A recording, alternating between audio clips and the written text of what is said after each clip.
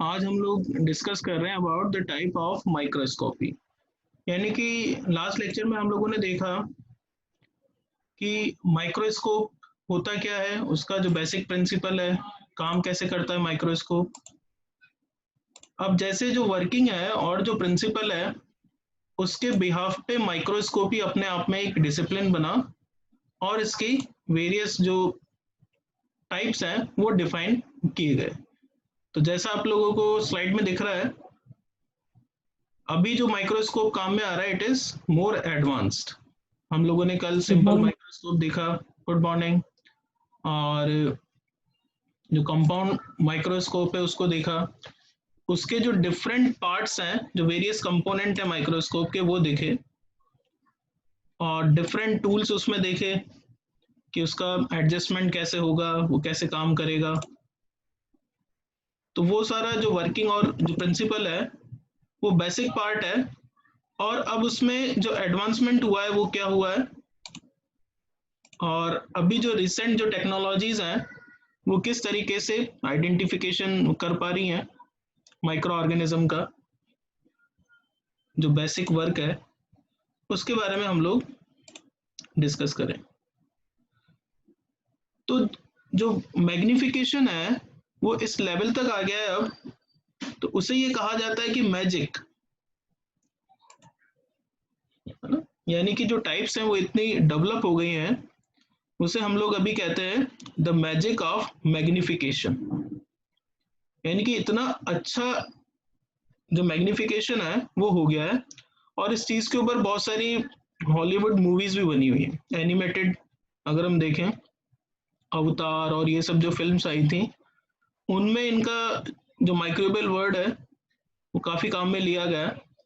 और ये बताया गया है कि जो नीचे अगर आप सी डेप्थ में जाएं और वहाँ पे माइक्रोस्कोपिक व्यूज अगर आप लें, तो पता चलता है कि जो डिफरेंट फ्लोरा है वो कैसे मेंटेन्ड है।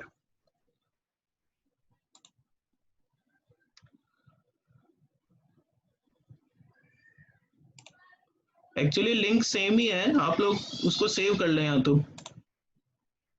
ताकि ज्वाइनिंग में प्रॉब्लम नहीं होगी। Okay sir. हाँ, तो आज हम लोग देखेंगे इसका जो इंट्रोडक्शन है, हिस्ट्री है, जो टाइप्स ऑफ माइक्रोस्कोप हैं, जैसे जो कंपाउंड माइक्रोस्कोप है, डायसेक्शन माइक्रोस्कोप है, scanning electron microscopy, Sam more recently अभी इसको यूज किया जाता है, या फिर ट्रांसमिशन इलेक्ट्रॉन माइक्रोस्कोप। तो इन सब के अपने अपने स्पेसिफिक यूज हैं कि कहाँ किसको यूज करना है। तो स्टार्टिंग तो हम लोग अब सिंपल माइक्रोस्कोप से नहीं करते, कंपाउंड माइक्रोस्कोप से करते हैं। और धीरे धीरे हमारी जो आइडेंटिफिकेशन है या उसमें जो रिक्वायरमेंट है उसके अकॉर्डिंग हम लोग शिफ्ट होते हैं। इसके care, parts and function, focusing, इनके बारे में हम लोग देखते हैं। तो कल का अगर आप लोगों ने रिवाइज किया है तो बेटर आप लोग इसको अंडरस्टैंड वो कर पाएंगे, अदरवाइज डाउट्स रह जाएंगे। So microscope are the instrument designed to produce magnified visual or photographic images of small object। तो अब देखिए, अगर आप जो बेसिक जो डेफिनेशन है वही अब यहाँ पे चेंज हो गई है, बिकॉज जो एडवांस जो टेक्निक आ गए हैं वो ऐसा लगता है कि photographic images of the small object. The microscope from the ancient Greek microns, small skopein, to look or see, is an instrument used to see the object that are too small for the naked eyes. The science of investigating a small object using such an instrument is called as microscopy। तो अपने आप में एक ये discipline बना और different जो requirement थी उनके अकॉर्डिंग ही इसमें चेंजेस हुए। अब रिक्वायरमेंट अगर हम लोग देखें तो जैसे हम लोग जो है सिंपल माइक्रोस्कोप से इसको कंपेयर करें, या कंपाउंड जो माइक्रोस्कोप है वो हमें कहाँ तक इंफॉर्मेशन जनरेट कर पा रहा था, because necessity is the mother of invention. कोई भी अगर नया काम होगा तो जो भी काम होगा वो इकोनॉमिक पॉइंट ऑफ व्यू से कॉस्ट ऑफ प्रोडक्ट तो बढ़ाएगा ही, ठीक है ना। अगर हम कोई काम करना चाहेंगे तो उसमें कुछ कैपिटल तो लगेगा ही। और वो जब लगेगा तो उसकी जो कॉस्टिंग है वो कुछ ना कुछ तो निकलनी है, ठीक है। तो हम कॉस्ट क्यों लगाएं, हमें क्या रिक्वायरमेंट है। तो बेसिक जो फंक्शनिंग थी, कंपाउंड जो माइक्रोस्कोप था उसका अपना एक लिमिटेशन था। आइडेंटिफिकेशन अगर उसको करना है तो कहाँ तक वो आइडेंटिफाई कर पा रहा है। तो मान लीजिए हम लोगों ने सैंपल को लिया और सैंपल के अंदर चेक किया कि क्या काउंट है। तो जो बेसिक वर्क है, अभी भी जो कंपाउंड जो माइक्रोस्कोप है वो सरवाइव कर रहा है। क्यों सरवाइव कर रहा है, बिकॉज जो बेसिक वर्क है वो अभी भी कंपाउंड माइक्रोस्कोप वो कर पा रहा है। यानी कि नंबर ऑफ कॉलोनीज जनरेट हुई है या नहीं हुए, जो सैंपल है उसमें कुछ कंटेमिनेशन है या नहीं है। तो बेसिक वर्क अभी भी कंपाउंड माइक्रोस्कोप कर पा रहा है। बट हमारी जो रिक्वायरमेंट है, अगर हमको आइडेंटिफाई करना है, जो प्योर जो कल्चर जो टेक्निक है उसको सही ढंग से देखना है, आइडेंटिफिकेशन डायग्नोसिस का जो पार्ट है वहां पर तो इट इज कंपलसरी, यानी कि आपको जो स्टडी है वो बियॉन्ड कंपाउंड माइक्रोस्कोप जाना होगा। बट जहां तक हमारी जो कंटेमिनेशन ऑफ फॉर्मुलेशन का सवाल है, या हमको देखना है कि हमारे जो एंटीबायोटिक हैं वो कितना जोन ऑफ इनहिबिशन को क्रिएट कर रहे हैं, तो वहां तक की स्टडीज में कंपाउंड माइक्रोस्कोप हेल्पफुल है। ऐसा नहीं है कि उसका यूज अभी खत्म हो गया है, बट रिक्वायरमेंट के अकॉर्डिंग हमें आगे जाना होगा। तो हिस्ट्री को हम एक बार और देखें तो near about 1000 AD the first vision aid was invented.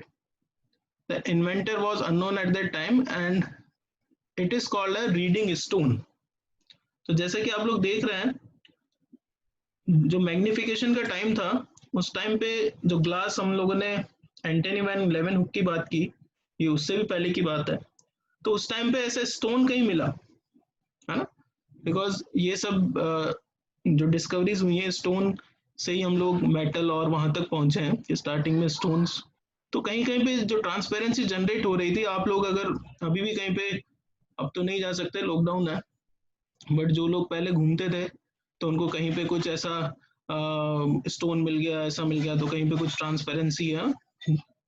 तो उस टाइम पे जब ये दिखा तो इसका फिर वॉशिंग हुआ, इसको देखा गया, तो जो मैग्निफिकेशन का प्रोसेस है वो देखने को मिला। Now in 1284 the Italian Salavino Armate is credited with inventing the first wearable eye glass। है? तो हम लोग आज तक आ गए। तो अभी तो सन ग्लासेस और पता नहीं क्या क्या नई टेक्निक आ गई है, फोटोग्राफिक ऑटो ग्लास वगैरह भी पुराने हो गए। तो ये जो कंडीशन है, इस टाइम पे फर्स्ट वेयरेबल आई ग्लास को इस तरीके से बनाया गया, बिकॉज हम लोग चाहते थे कि हमारी आई साइट है या हमारी आई सेफ रहे और जो क्लैरिटी हो बढ़े। In 1665, English physicist Robert Hooke looked at a silver of cork through a microscopic lens and noticed some pores or cells in it। तो ऑलरेडी हम लोगों ने देखा है, इन्होंने स्टडी की, तो इनको पता चला कि कुछ ना कुछ स्मॉल पोर्स या सेल्स हैं। In 1674, इनके बाद Antony van Leeuwenhoek built a simple microscope with only one lens to examine blood, yeast, insect, and many other tiny objects. Leeuwenhoek was the first person to describe bacteria, and he invented new method for grinding and polishing microscopic lenses that allowed for the curvatures, providing magnification of up to 270 diameters, the best available lenses at that time। तो इसीलिए इनको father of microbiology कहा जाता है। और इन्होंने जो basic जो एग्जिस्टेंस है बैक्टीरिया के बारे में बताया, और डिफरेंट लेंसेज के साथ इन्होंने जो एक्सपेरिमेंट है उसको बढ़ाया। अर्ली अगर हम, सॉरी स्पेलिंग का उसमें एरर है, लाइट माइक्रोस्कोप को अगर हम देखें तो उसमें उसका जो लेंस बनाया गया था वो इसके अकॉर्डिंग था। और इसका अगर आप बेसिक डिजाइन देखें तो उस टाइम पे ये फिक्स नहीं था कि कहाँ पर एक्चुअल जो पोजीशनिंग होनी चाहिए वो होनी चाहिए, बट फिर धीरे धीरे पता चला कि जो बेसिक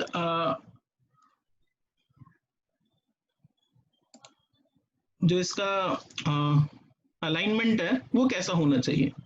तो स्टार्टिंग में जब बनाया तो लेंस को यहाँ पे रखा, सैंपल होल्डर को यहाँ पर रखा, सैंपल जो ट्रांसलेटर है अप एंड डाउन अगर कुछ मूवमेंट करना है तो सिंपल जैसे एक स्क्रू और उसको हम गॉस के थ्रू टाइट करते हैं वैसे इसमें रखा।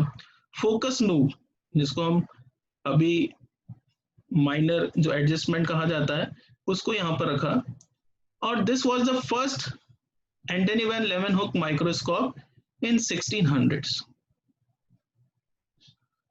अब इसमें जो फर्दर इम्प्रूवमेंट हुआ, बिकॉज यहाँ पर तो केवल आपको जो विजन आएगा वो कैसा विजन आएगा कुछ पता ही नहीं चल रहा है यहाँ पर, बट फर्स्ट ऑफ ऑल कुछ जो अलाइनमेंट है वो हॉरिजॉन्टली रखने की कोशिश की, बट जब पता चला कि नहीं हो पा रहा है तो फिर जो एक्सपेरिमेंट है वो आगे गए और हुक, रॉबर्ट हुक का जो अगर हम देखें माइक्रोस्कोप एडवांस लग रहा है ये काफी, तो इसमें ऑयल लैम्प को लिया गया, वाटर फ्लास्क को लिया गया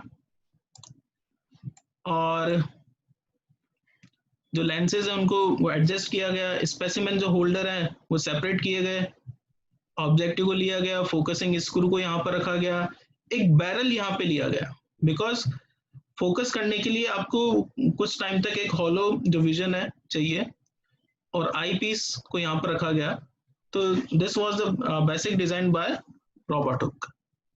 18th सेंचुरी और 1830 है अगर उससे हम कंपेयर करें तो the technical innovation improved microscope leading to microscopy become popular among scientists. Lenses combining two types of glass reduce the chromatic effect, the disturbing resulting from the differences in refraction of light. तो at the time ray optics में जो advances से होने लगे और पता चला कि इनका जो फिनोमिना है वो रिफ्रैक्शन के चलते हैं, और उसके अकॉर्डिंग फिर जो क्रोमेटिक इफेक्ट है यानी कि लाइट की इंटेंसिटी को लेकर स्टडीज साइंटिस्ट ने की और धीरे धीरे जो इनोवेशंस है वो डेवलप होने लगे।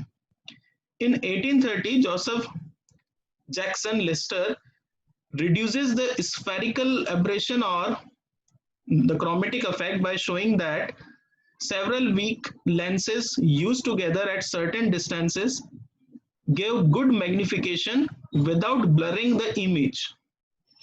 This was the prototype for the compound microscope. तो आज जो हम लोग कंपाउंड माइक्रोस्कोप भी देख पा रहे हैं वो इनका ऑब्जर्वेशन था। एक्चुअली हम लोगों ने जो फर्स्ट लेक्चर स्टार्ट किया था, अगर आप लोगों को रिवाइज है तो अगर आपने बी सुरेंद्र कुमार बुक को भी डाउनलोड किया है उसका आप फर्स्ट पेज ओपन करें जहां से चैप्टर स्टार्ट है, तो उन्होंने स्टेटमेंट दिया है दैट ऑब्जर्वेशन प्लेज अ की रोल, ठीक है ना, in the field of observation आपको फोकस माइंड की रिक्वायरमेंट है। तो वहीं से जो ऑब्जर्वेशन है वो निकलेगा। तो यहाँ पर जो ब्लरिंग हो रही थी इमेज, बिकॉज अगर आप देखें तो जो ब्लरिंग है वो यहाँ पर भी आप लोग देख पाएंगे कि ये कहीं कहीं पे साइड में ऐसे जा रहा है ना, बट जब इसको डबल लेंसेस लगाया और कुछ एक्सपेरिमेंट किए फोकल लेंथ को लेकर तो पता चला कि जो ब्लरिंग है वो भी हट सकती है, and this was the prototype for compound microscope. 1903 पे आ जाएं तो Richard Zsigmondy developed the ultra microscope that could study object below the wavelength of light, and he won the Nobel Prize in Chemistry in 1925। तो इनका जो design था अगर आप लोग देखें तो अभी का जो डिजाइन है उससे काफी कुछ मिलता जुलता है, तो इस वजह से ये जो मॉडल है उस टाइम पे इसके लिए इनको नोबेल प्राइज दिया गया। इन 1932 first Fritz Zernick invented the phase contrast microscopy। अभी हम लोग स्टडी करेंगे इसके जो डिफरेंट टाइप हैं। तो फेज जो कॉन्ट्रास्ट है that allow the study of the colourless and transparent biological material. Because अगर आप लाइट को रखते हैं तो लाइट में क्या होता है कि जो चीज डार्क है उसकी आप स्टडी वो कर पाएंगे, यानी कि जो एक कॉन्ट्रास्ट वहां पे दिखे। बट जो चीज ट्रांसपेरेंट है, मान लीजिए जो सेल है वो ऑलरेडी ट्रांसपेरेंट है, तो लाइट के बैकग्राउंड में वो नहीं दिखेंगे। तो उसके लिए फिर डिफरेंट फेजेस को चेंज किया गया और उनसे जो कॉन्ट्रास्ट आया उसमें जो कलरलेस और ट्रांसपेरेंट बायोलॉजिकल मटेरियल है वो दिखने लगे। इसके लिए भी नोबेल प्राइज इन फिजिक्स दिया गया 1953 में। 1931 की हम बात करें तो अर्नेस्ट रुसिका को invented the electron microscope for which he won the Nobel prize in physics in 1986। तो इलेक्ट्रॉन माइक्रोस्कोप जिसको हम एडवांस मानते हैं ऑलरेडी 1986 में नोबेल प्राइज मिल चुका है और इसकी स्टडी 1931 में हो गई थी। अब आप लोग देख सकते हैं कि जो साइंस है वो कितने एविडेंस मांगती है, स्टडी कब हुई और नोबेल प्राइज कब मिला। तो इसलिए फिर ठीक है इन्वेंटेड, और एक्चुअली ये को इन्वेंटेड थे और इनको दिया गया। तो इसका जो बेसिक डिजाइन है एट दैट टाइम, अभी तो ये कंपाउंड माइक्रोस्कोप की तरह लग रहा है, बट इसके अंदर का जो लेंस का जो प्रॉपर्टी था वो इलेक्ट्रॉनिक साइज तक गया। बिकॉज जो चेंजेस थे उस टाइम पे ऑलरेडी फेस कॉन्ट्रास्ट आ गया था और डिफरेंट अल्ट्रा रेंज तक पहुंच गए थे। तो फिर इन्होंने इस काम को और आगे लिया और हम लोग इलेक्ट्रॉन माइक्रोस्कोप तक पहुंचे। 1981 की हम बात करें, जैसा पिक्चर है, Gerd Benning and Heinrich Roher invented the scanning tunneling microscope that gives the three-dimensional image, 3D है ना, जैसा आज कल काफी चल रहा है कि 3D एनिमेशन, और पहले जाया करते थे हम लोग, अब तो वो वंस अपॉन ए टाइम जैसा लगता है कि कोई मूवी देखने गया था, है ना। तो object down to the atomic level, Benning and Rohrer won Nobel Prize in Physics in 1986. The powerful scanning tunneling microscope is the strongest microscope to the date. अब हम recent बात करें जो 1981 की बात है, but during this phase of 40 years, round about 40 years, this is the most recent one, that is scanning electron microscope. हालांकि इसका इतना बड़ा साइज नहीं है, कम हो गया है, बट इसका फर्स्ट व्यू ऐसा था। So on this basis, they are compound microscope, dissection microscope, scanning electron microscope and transmission electron microscope. Eyepiece की अगर हम बात करें, what is eyepiece? तो आप लोगों को जैसे यूजुअली हम लोग जो काम में लेते हैं has a power of 10x, जिसको हम 100 times जो मैग्निफिकेशन है वो टर्म दिया जाता है और x उसमें फैक्टर है। So eyepiece lens in objective lens वो टोटल मैग्निफिकेशन को बताता है। ऑलरेडी हम लोगों ने लास्ट लेक्चर में डिस्कस किया, जो अपर लेंस है जो बिलो लेंस है वो इसको डिफाइन करेगा। ऑब्जेक्टिव लेंस की अगर हम बात करें, लो पावर है 4x, मीडियम पावर है 10x है और हाई पावर है 40x है। Now simple microscope, that is light passes through only one lens, an example that is magnifying glass। तो यानी कि जो लाइट हो रही है पास, उससे अगर आप इसको चेक करेंगे तो light passes through only one lens and this, जिसको हम कहेंगे मैग्नीफाइंग। अब एक्सरे जो इफेक्ट होता है, हालांकि ये जो पिक्चर है वो आपको बताना चाह रहा है कि एक्सरे इंटर जो इमेजिंग है उसको ले लेता है उसको कैप्चर करने के लिए।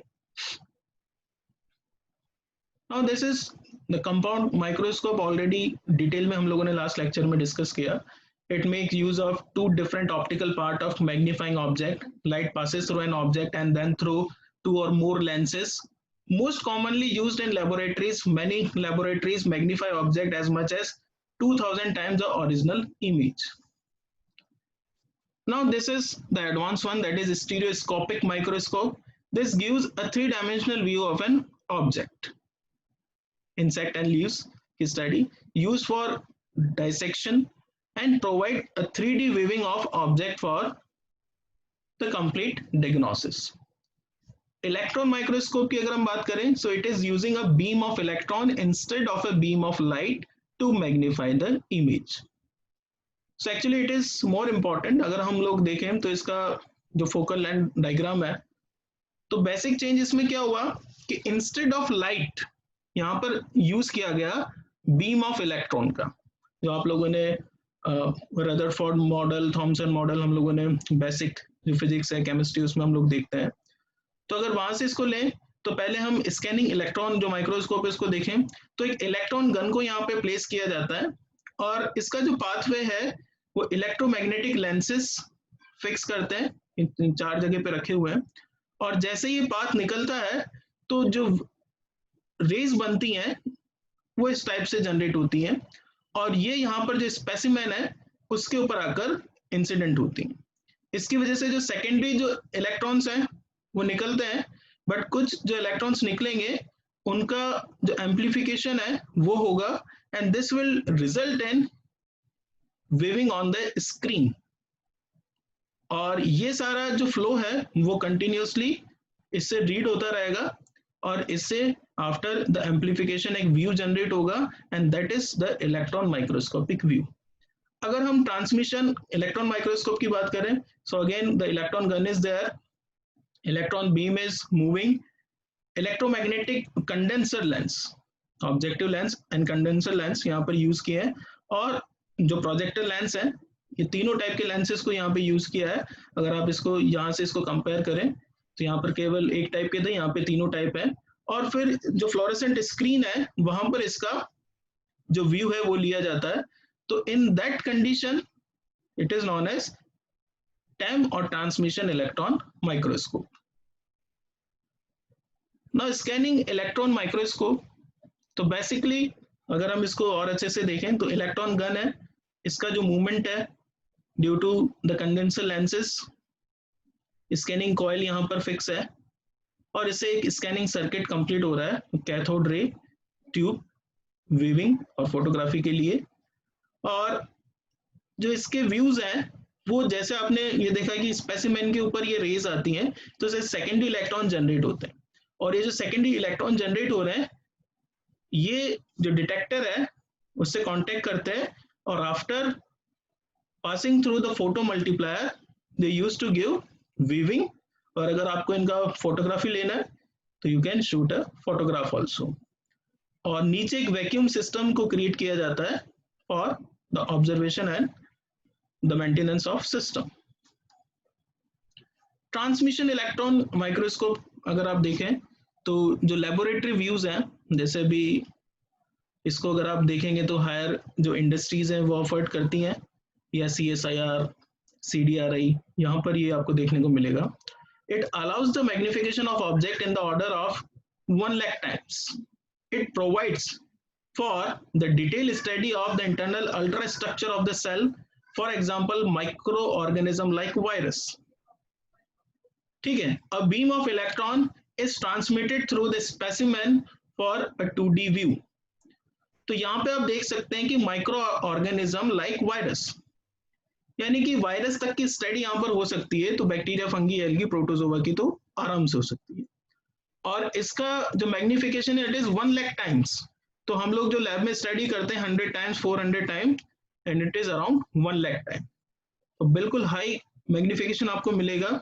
और internal ultra structures of the cell, endoplasmic reticulum और न्यूक्लियस और गोल्गी बॉडीज, ठीक है, जितने भी फाइन है। और अब वायरस तक बात चली गई है तो लगभग 5 micron, 2 micron, 1 micron, less than 1 micron, तो complete ranges there.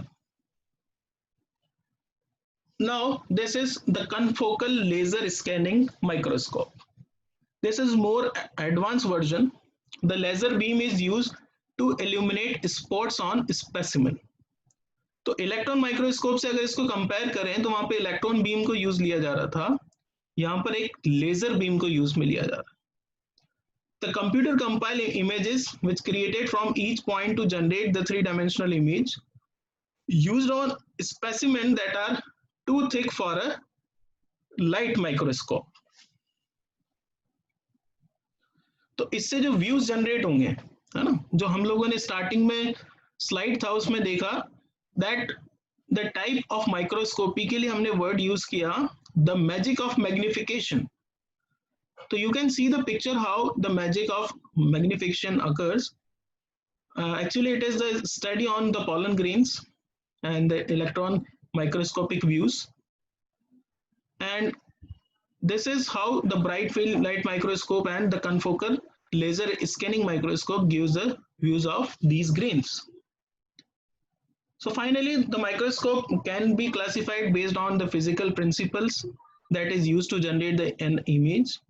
Different microscope visualize different physical characteristic of the sample.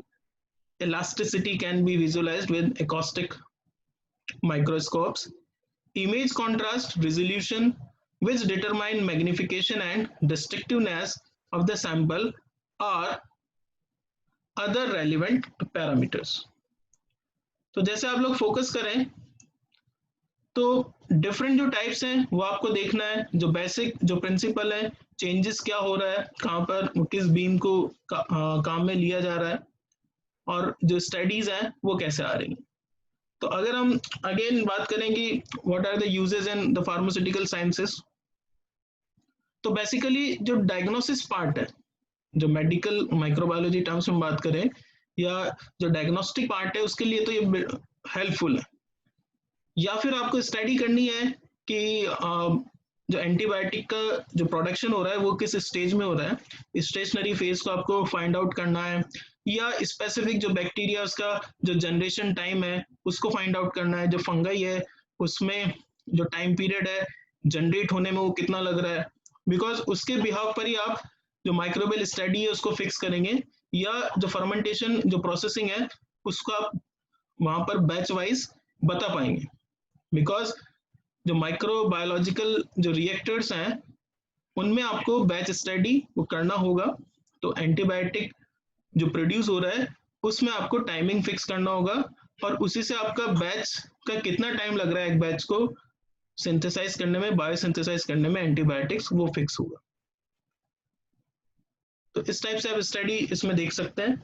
और बेसिक रे जो डायग्राम्स है वो आपको तैयार करना है, जो आप जो एग्जाम पॉइंट ऑफ व्यू है उससे बना लें. स्कैनिंग इलेक्ट्रॉन माइक्रोस्कोप हो गया, ये दोनों का बहुत अच्छा डायग्राम है कंपेयर करने के लिए, तो आप इसको तैयार कर सकते हैं. इसमें कोई डाउट है यहाँ तक? ऑलरेडी ये शेयर्ड है. और नो सर. जैसे आपको जो इंफॉर्मेशन मिल जाती है मेल के थ्रू, वैसे आप इसको डाउनलोड करें और रिवाइज कर लें, तो आपका लेक्चर से पहले ही आपके पास नोट्स आ गए थे और आपने रिवाइज कर लिया है, तो और अच्छे से आपकी जो नॉलेज है वो एनरिच होगी.